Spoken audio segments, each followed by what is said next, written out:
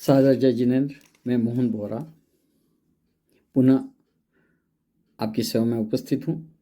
इस चर्चा में कि हमारा जैन सोशल ग्रुप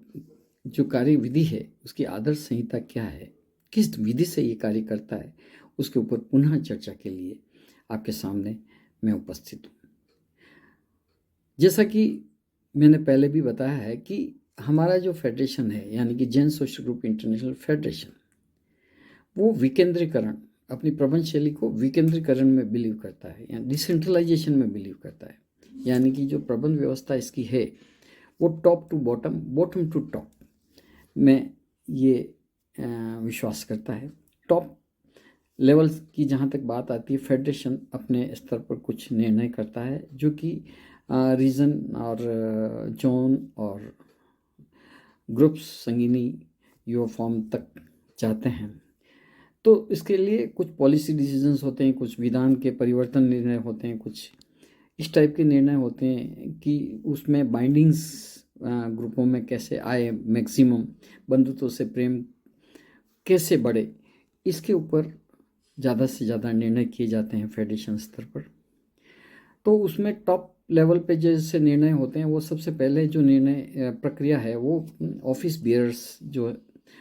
इलेक्टेड और कोऑप्टेड जो ऑफिस बियरर्स हैं वो निर्णय करते हैं। और कुछ उसमें से निर्णय ऐसे होते हैं जो इसके लिए ज़रूरी होती है कि वो उसको इंटरनेशनल डायरेक्टर्स सभा में वो पास हो, तो आईडी मीटिंग के लिए वो चर्चा के लिए जाते हैं। और जब आईडी मीटिंग में भी कुछ ऐसे निर्णय होते हैं जिसके लिए ज़रूरी होता है कि वो CCM, central council members meet यानी कि सभा में जाए, तो उसमें जाते हैं। ये सारे निर्णय होने के बाद में कुछ निर्णय पॉलिसी मैटर्स और विधान परिवर्तन और कुछ बहुत ही महत्वपूर्ण निर्णय होते हैं जिसके लिए जो सेंट्रल काउंसिल सभा है वो हमारी, वो सीधा एजीएम के लिए रिकमेंड करती है। और एजीएम जो निर्णय करता है वो परफेक्ट पॉलिसी निर्णय हो जाता है। ये जो भी निर्णय हैं office bearers, ID, CCM, AGM के, वो उसको एग्जीक्यूट कैसे करे, इसके लिए ज़रूरी है कि वो ये सारे जितने भी निर्णय हैं वो रीजन को ये फॉरवर्ड किए जाते हैं फेडरेशन के द्वारा। और जैसा कि दोस्तों आपको मालूम है कि हमारे जो विकेंद्रीकरण जैसे जो हमारी पॉलिसी है फेडरेशन की, विकेंद्रीकरण यानी कि डिसेंट्रलाइजेशन, इसके लिए इन्होंने क्या किया है कि अभी 10 रीजन इनके एग्जिस्टेंस में हैं और 10 रीजन के माध्यम से ही फेडरेशन अपना कार्य करता है। उसमें से जो मुख्य जो रीजन्स हैं वो है ये हैं, बॉम्बे रीजन है, गुजरात रीजन है, इंदौर रीजन है, मध्य प्रदेश का रीजन है, महाराष्ट्र का रीजन है, सौराष्ट्र रीजन है, मेवाड़ रीजन है, नदर्न रीजन्स, साउथ रीजन। और इसके अलावा सबसे बड़ी बात, जो ओवरसीज विदेशों में जितने भी हमारे ग्रुप्स का फैलाव है उसके लिए एक सेपरेट रीजन का निर्माण किया गया है, उसको कहते हैं ओवरसीज रीजन। इस ढंग से 10 रीजन के माध्यम से जो भी कार्यविधि होती है, जो भी निर्णय होते हैं एग्जीक्यूशन के लिए, वहाँ पे इन रीजन्स को भेजा जाता था। अब बात आती है कि रीजन कौन, रीजन क्या है। तो इसकी एक बहुत ही ब्रीफ परिभाषा हम कर सकते हैं कि रीजन का मतलब ये होता है कि जो भी निर्णय फेडरेशन अपने ग्रुप्स और जोन में जिनको इम्प्लीमेंट करना चाहता है वो रीजन के द्वारा ही किया जाता है। यानी कि एक तरह से रीजन फेडरेशन और ग्रुप्स जोन के मध्य में एक सेतु है, यानी कि ब्रिज, इसके द्वारा ये निर्णय किए जाते हैं। और रीजन का जहाँ तक सवाल है, इसके अलावा भी रीजन के बहुत से कार्य होते हैं, जैसे बंधुत्व से प्रेम को मजबूत करना, ग्रुपों के मध्य आपसी मेलजोल बढ़वाना, और समाज स्तर पर भी जो भी पहचान अपने Jain social group international federation Jain social group की जो है, बंधुत्व से प्रेम, walk together, talk together, act with one mind, ये सारी पहचान, हमारी ब्रांड इमेज जो भी है, ये रीजन की लाइबिलिटी सबसे ज़्यादा है, जिम्मेदारी है कि वो रीजन और अपने जोन के माध्यम से ज़्यादा से ज़्यादा जैन समाज तक हमारी पहचान पहुंचाए। क्यों? क्योंकि हमारा जैन सोशल ग्रुप सकल जैन समाज को रिप्रेजेंट करता है। तो इतना बड़ा रीज़न हमारे पास है कि हमें इसको रीज़न की ये महत्वपूर्ण जिम्मेदारियों में से आ जाता है।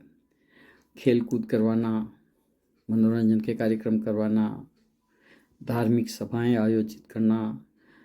कुछ ऐसी सभाओं का भी आयोजन करना जिससे कि हम ये जैन समाज में एकता कैसे आए इसके ऊपर सभाएं करना, ये सारे कार्य रीजन के कार्य क्षेत्र में आते हैं।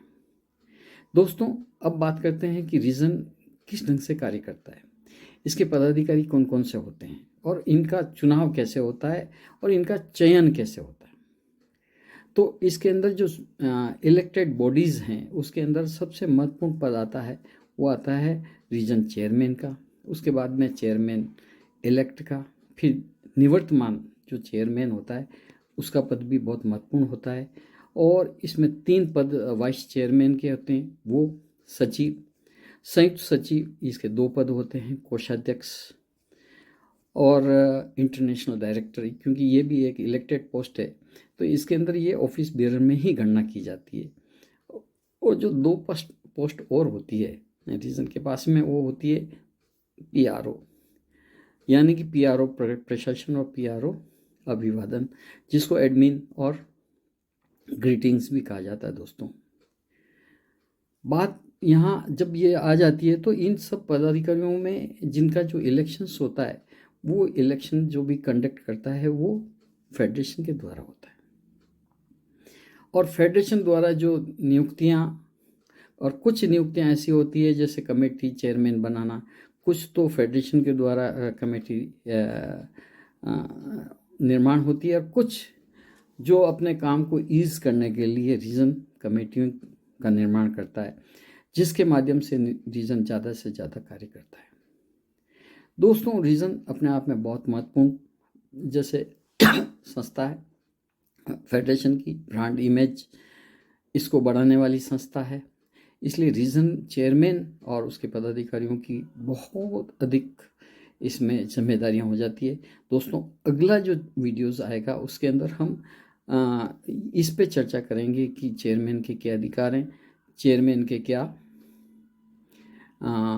लाइबिलिटीज़ हैं, और उसके अलावा दूसरे जितने भी पदाधिकारी हैं उनके भी अधिकार और उनकी लाइबिलिटीज़ और उनका कार्यक्षेत्र के बारे में चर्चा करेंगे। बहुत बहुत धन्यवाद।